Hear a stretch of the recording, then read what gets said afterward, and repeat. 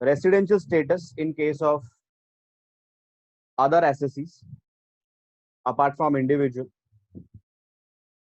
For HUF, to check whether it is resident or not, we have to see from where the HUF is controlled or where the management of the HUF resides or meets to take the decisions regarding the HUF business. So even if it is partly from India, then it is resident. Okay. So in the previous year, we will have to check from where the HUF is controlled to understand whether it is resident or not.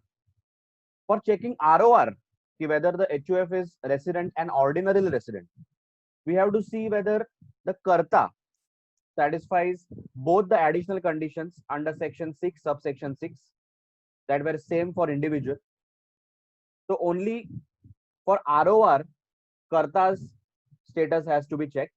So that too also in the previous 10 years, not in the previous year, 10 years immediately preceding the previous year, Karta should be a resident for at least 2 years and he was there for more than 730 days, more than or equal to 730 days in the 7 years immediately preceding the relevant previous year. So only for that, Karta status has to be checked. In the current year, we don't look at the Karta or his status.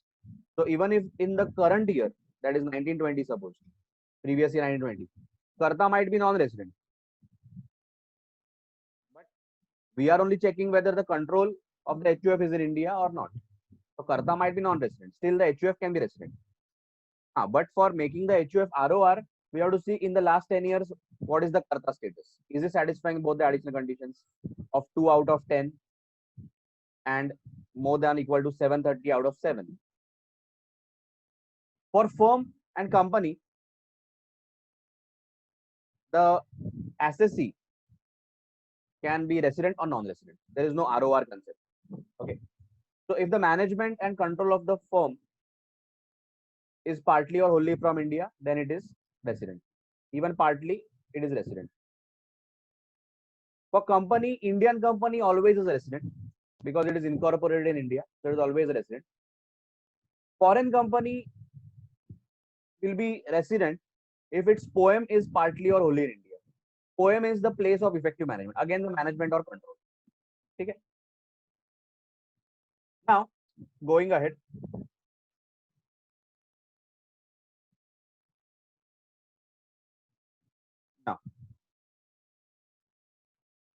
Now there are two concepts which we need to understand before we go ahead. Is the concept of Indian income and foreign income.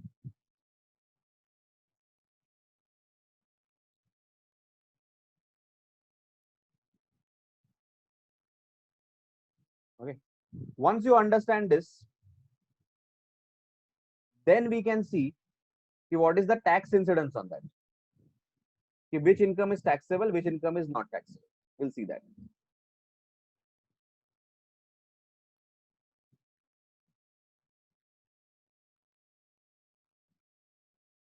So now please pay attention. Income received or deemed to be received in India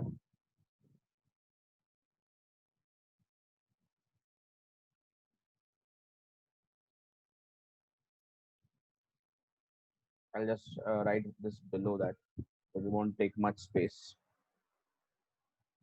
So income received or deemed to be received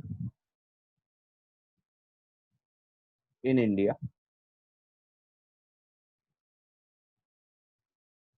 then income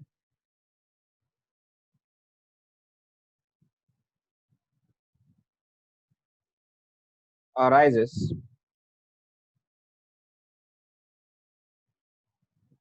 You can say income accrues or arises or deemed to accrue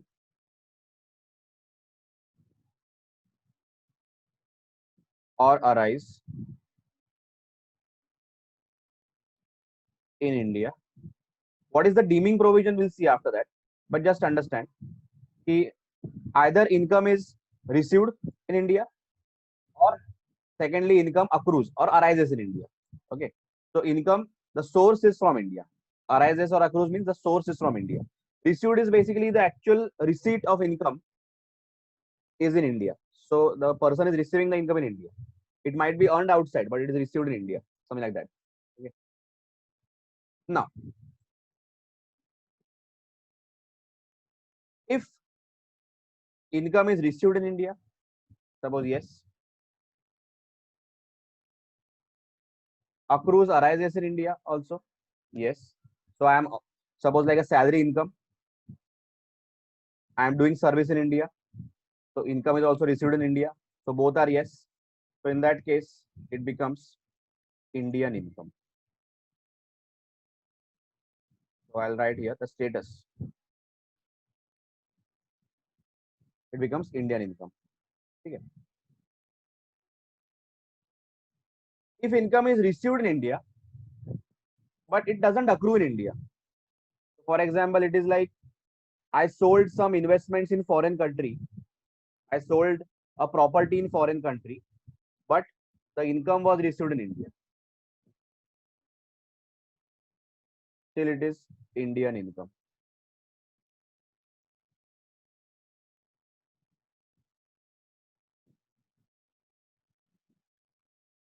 Suppose I did not receive the income in India, but it arises in India.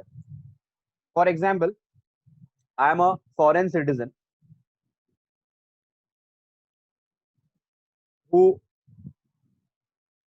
is working with an Indian company on salary basis. So I'm providing service in India. I'm working for them in India, but they pay me salary outside India. They pay me salary outside India. Or I am a non-resident. I stay outside India. I have a flat in India. Okay, I have a flat in India, which I sell to some other foreigner, and the deal is also happening outside India. So income was not received in India. Income was outside India. But what was the source? What was the source of my income? My flat in India. I sold that. That is why I received income. Na? Then income might be received anywhere, but it will be still Indian income.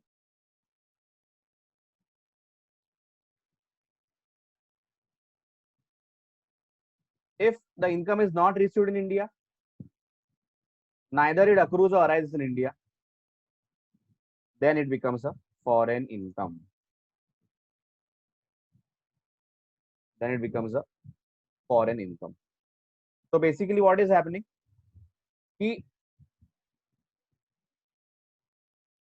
Either of the column, that is either received wala column or accrue wala column, anywhere there is a yes, it becomes Indian income.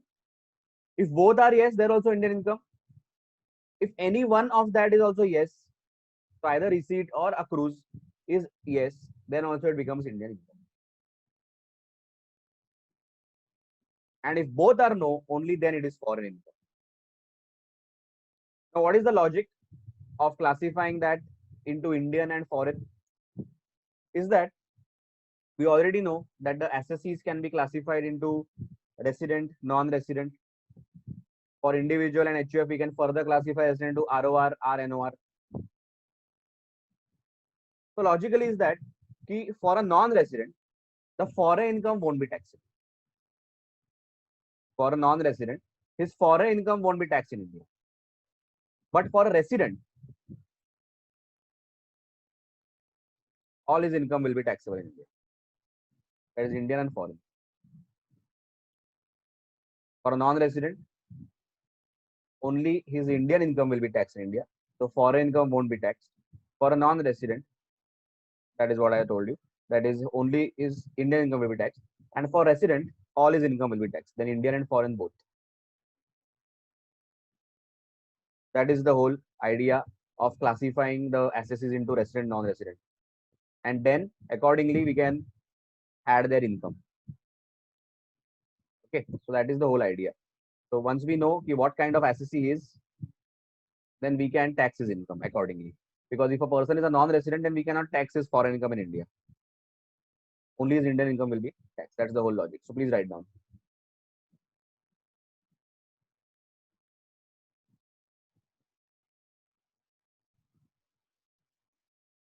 Now again, for individual or HUF, we can classify the assessee as ROR, that is resident and ordinarily resident, resident and not ordinary resident, non-resident. Okay. Now already we know what is Indian income and also we know what is foreign income. Now two concepts I am merging. Now that is the beauty of this.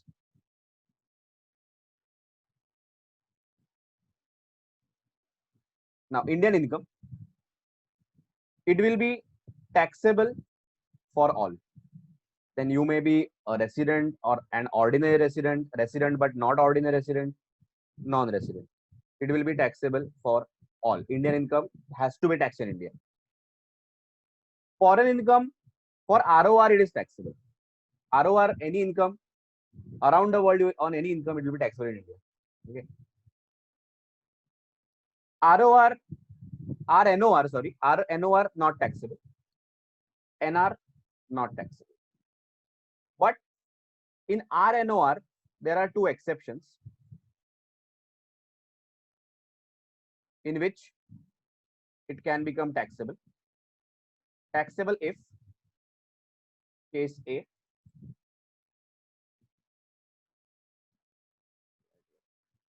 taxable if case A, it is income from business. So it's a foreign income, that is income from business, and business is wholly or partly controlled from India. So if this is the exception that foreign income hai, so it is foreign business income, but the business is controlled partly or wholly from India, then in case of RNOR, it will be an exceptional case. It will be taxable.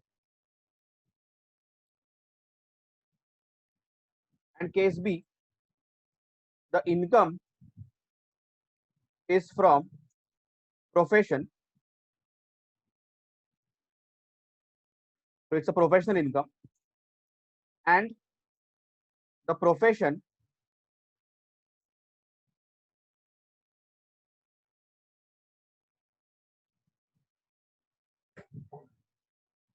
is set up in India. So you are practicing the profession in India, and because of that, you are receiving foreign income. You are receiving income outside India. Then it is again taxable in India. So you are a practicing CA in India, and you receive some foreign income outside, and you are RNOR, then it will be taxable. If you are ROR, then all your income anywhere you earn in the world will be taxable. Okay. So if RNOR is there, the status is RNOR of an individual or HUF, you have to see कि foreign income hai, fine. Is it business income, and is the business controlled from India partly also, or is it a professional income and the profession is set up in India? If it comes under the two exceptional cases, then it's taxable, otherwise not taxable. So for example, for RNOR, if he receives dividend or interest in a foreign country, then that is not taxable. Only these two cases are taxable. Correct? Got it? And for NR, foreign income is not taxable. Absolutely not taxable. Only Indian income is taxable. So Indian income, either received in India or deemed to accrue or arise in India, has to be taxable in all the cases. Foreign income, is taxable in ROR case. RNOR, INR not taxable unless for RNOR it comes under two exceptions. That's it. Okay. And if the assessee is other assessee apart from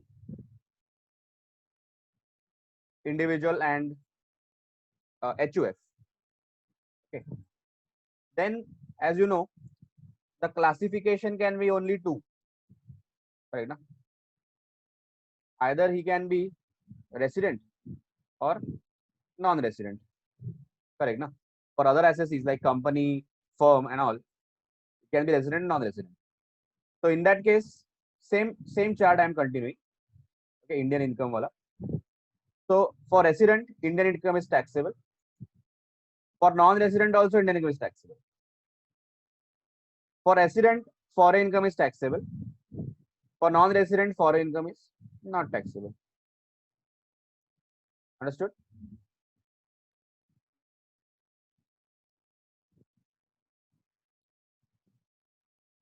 So this is our chart. So individual HUF, basically individual HUF can be classified into ROR, RNOR, NR. Other assets like company, firm, they can be classified only into RNR. So R, even foreign income is taxable, right? Resident. For non-resident, only Indian income is taxable. So Indian income has to be taxed. Okay. Please copy down. So the next item is interest, royalty, fees for technical services. So either interest on loan or royalty, maybe on patents or use of technology or use of some license. Fees for technical services is basically fees paid to experts like engineers or some kind of technicians to provide their services, technical services. Can be valuers also, valuers of oil reserves, any other skill. It is technical nature. But why we are discussing this is that these things, either of these things, interest or royalty or fees, are paid to non-resident. So we have to decide whether it is Indian income or foreign income. Okay. Now, there can be three kinds of payers here. One is the Indian government. Remember one thing, when the Indian government is paying, then it might be interest on a loan taken from some other country or some foreign bank or royalty fees or fees for technical services, whatever.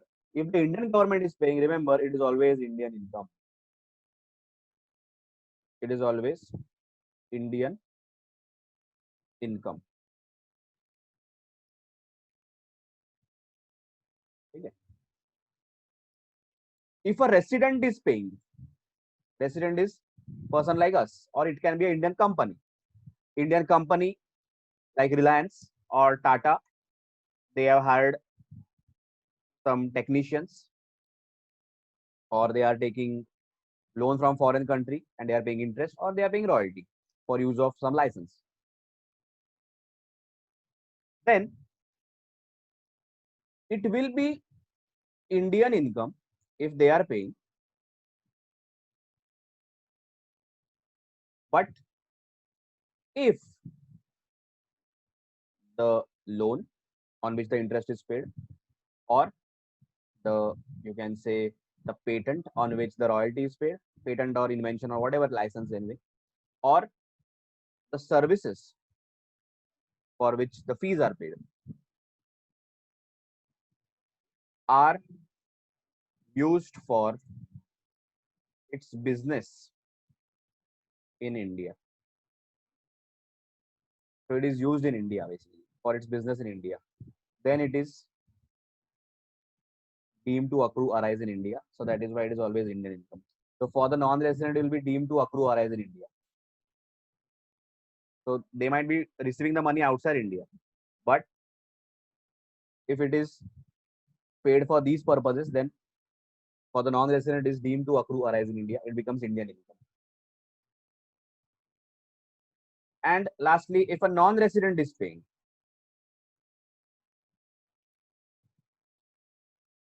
non-resident is paying to non-resident, still it will be Indian income.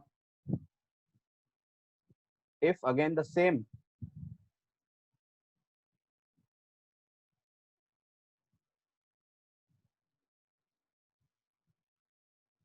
reason that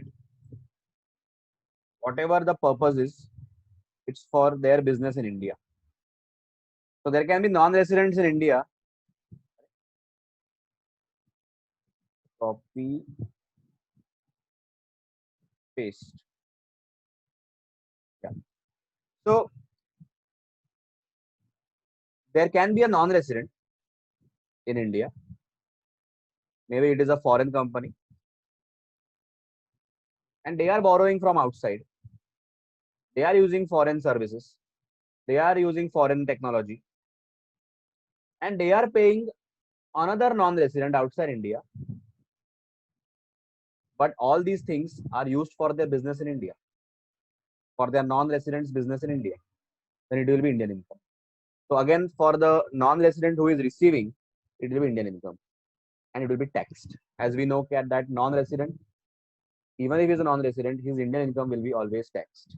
So in all these cases, it will be Indian income. Now, in case of resident or also non-resident, if the loan or the patent or the services are used for their business outside India, maybe some business in Sri Lanka or maybe Africa, then it won't be taxable as Indian income for the non-resident.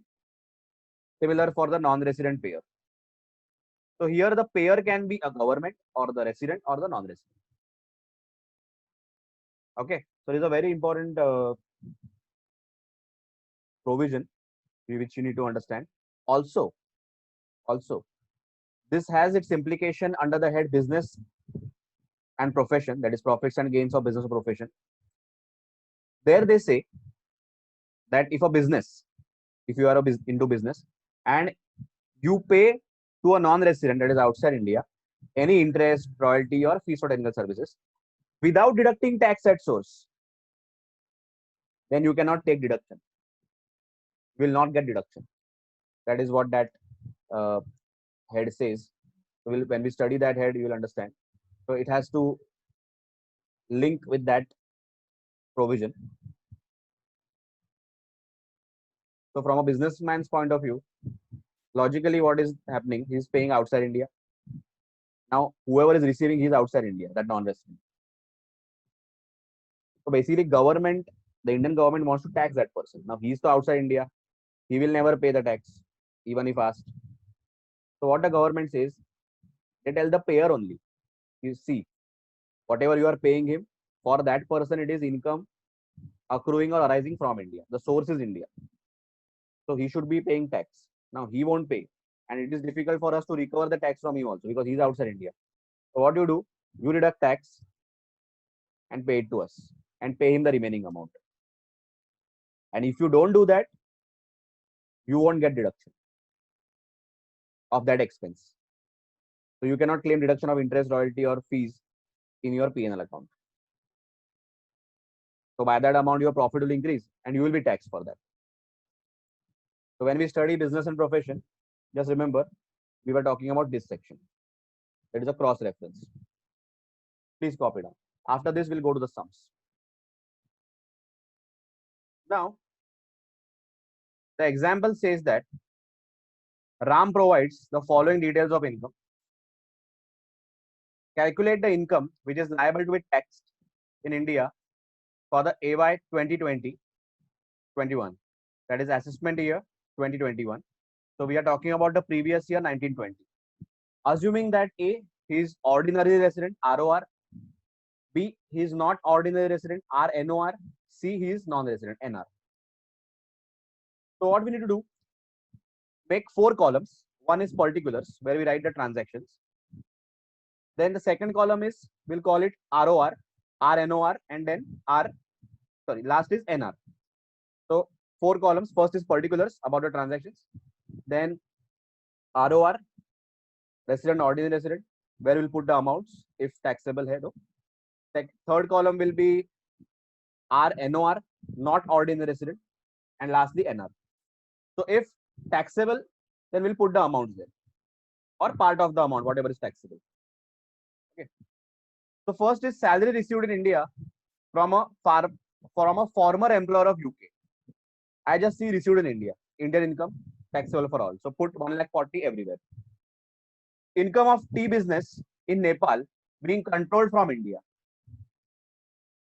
Now, for ROR, though it is taxable, it is Indian income. Sorry, it is a foreign income. It is a foreign income. It's a business in Nepal, so it's a foreign income.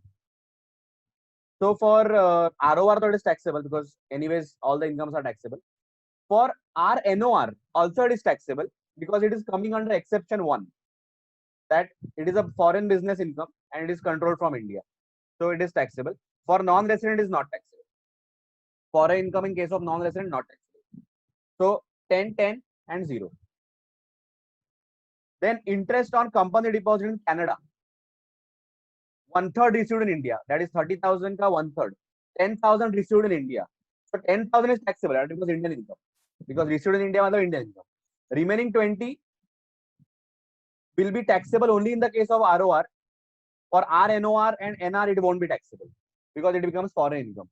And it is also not coming under exceptions for RNOR. That is RNOR. It is not coming under exception because neither it is business income controlled from India, neither it is professional income which is set up in India. So the whole 30,000 will be taxable for ROR, and only in case of RNOR and NR, it will be 10,000, 10,000 only. So 20 part won't be taxable because only 1/3 is received in India. Profit from a business in Mumbai controlled from UK. Now business is in Mumbai, so it is Indian income, taxable for all. Please correct your answers. Then profit for the year 2002-3 from a business in Tokyo remitted to India during the previous year. Now remittance is not taxable. So income was in 2002-3, na? Afterwards, if you transfer that to India, it won't be taxable again. It can be taxed only in that year, 2002-3. So if that year's profit was taxed or untaxed, we don't care. We are talking about this year. So this year का नहीं है ना वो. So it is just transferred to India. जो पुराना profit है. So that won't be taxed. Okay. Remittance is not taxed. Remittance is just transfer. Okay. So don't take 2 lakhs anywhere. Then income from a property in India but received in USA. Property India में है. Indian income. It is again deemed to accrue arise in India. Taxable for all. Income from a property in London but received in Delhi. Received in Delhi is Indian income. Taxable for all. Income from property in London but received in Canada. Now this is foreign income. So this is taxable only in the case of ROR. Remaining cases it is not taxable. For RNOR and NR it is not taxable. Because for RNOR also it is not coming under exceptions. And lastly, income from business in Zambia but controlled from Turkey.